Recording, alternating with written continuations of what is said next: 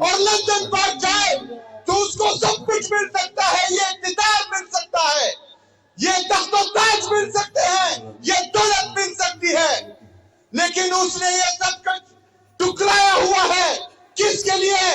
آپ کے لیے، پاکستان کے لیے، پاکستانی قوم کے لیے، ہمارے بچوں کے لیے، ہمارے بچوں کے آنے والے مستقبل کے لیے۔ میرے عزیز ساتھیوں، جب ایک لیڈر، اس کا پورا خاندان میرے لیے، آپ کے لیے، پاکستان کے لیے، پاکستانی قوم کے لیے، ہمارے بچوں کے لیے، ہمارے بچوں کے آنے والے مستقبل کے لیے اتنی قربانی دے رہا ہے تو ہم دیں گے قربانی، دیں گے قربانی، تیار ہو۔ دیکھا ساتھیوں، جب ایک لیڈر، اس کا پورا خاندان میرے لیے، آپ کے لیے، پاکستان کے لیے، پاکستانی قوم کے لیے، ہمارے بچوں کے لیے، ہمارے بچوں کے آنے والے مستقبل کے لیے اتنی قربانی دے رہا ہے تو ہم دیں گے قربانی، دیں گے قربانی، تیار ہو۔ میرے پاکستانیوں، تیار ہو۔ وزیر اعلیٰ کو جو 4.5 کروڑ کی نمائندگی کر رہا ہو، وہ بار بار جائے اگلا جیل اور اس کی اپنی لیڈر سے ملاقات نہ ہو رہی ہو، اور وہ اپنے تمام آئینی، قانونی اور جمہوری راستے اپنا رہا ہو، اس کے بعد بھی جو ہے مسئلے کا حل نہیں نکل رہا ہو، تو پھر ایک ہی راستہ ہے، ایک ہی راستہ ہے، اور انشاءاللہ تعالی وہ راستہ ہم ضرور اپنائیں گے انشاءاللہ تعالی۔ ایک بلی جو سب سے معصوم جانور ہے، جب اس کو بھی ایک کمرے میں بند کیا جائے اور اس کے لیے تمام راستے بند کیے جائیں تو وہ معصوم جانور بھی جو ہے پنجہ مارتا ہے۔ ہم تو بابا شیر ہیں، عمران خان کے بابا شیر، ہم پنجہ بھی ماریں گے اور ہم شکار بھی کریں گے انشاءاللہ تعالی۔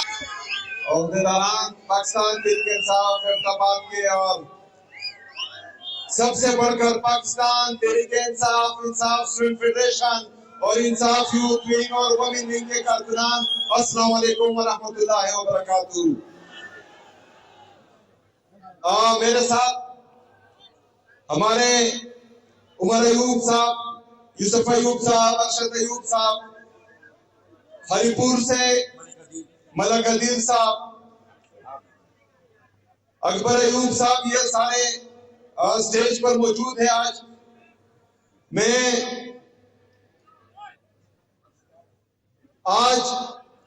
آپ کو ایک کل کا واقعہ سناتا ہوں۔ میرے ہری پور اور احمدآباد کے غریب عوام، جو لیڈر، پاکستان کا سب سے مقبول ترین لیڈر، سب سے قبول ترین لیڈر، وہ ہمارے لیے جیل میں ہے، ان کی اہلیہ جیل میں ہے، ان کا بانجا ملٹری سزا کاٹ رہا ہے، ان کے 2 بانجوں کو گرفتار کیا گیا تھا۔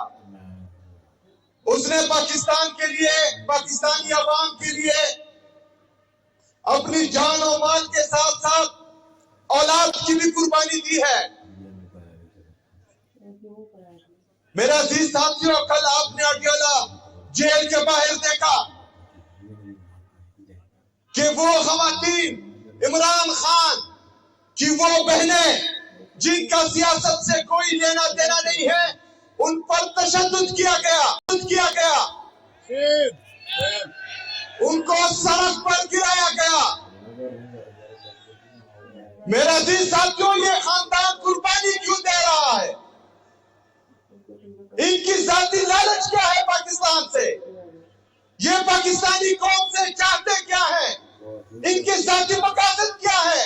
اللہ تعالیٰ نے اس خاندان کو سب کچھ دیا ہوا ہے، کسی چیز کی کمی نہیں ہے، میرا وہ لیڈر، وہ قید جو آج انگیلا جیل میں ہے، اگر آج وہ سر چکے ان پیٹوروں کی طرح ایک سائن کرے اور لندن پر جائے تو اس کو سب کچھ مل سکتا ہے، یہ اقتدار مل سکتا ہے، یہ تخت و تاج مل سکتے ہیں، یہ دولت مل سکتی ہے، لیکن اس نے یہ سب کچھ ٹکرایا ہوا ہے۔ کس کے لیے؟ آپ کے لیے، پاکستان کے لیے، پاکستانی قوم کے لیے، ہمارے بچوں کے لیے، ہمارے بچوں کے آنے والے مستقبل کے لیے۔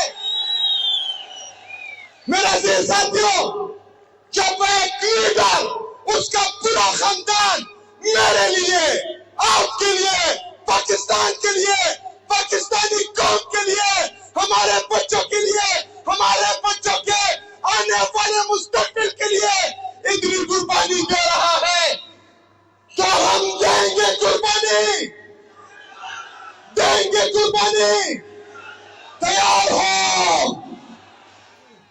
تو ناظرین کرام، کپتان کے اس سپاہی نے اسٹیبلشمنٹ کو سرعام للکار کر رکھ دیا۔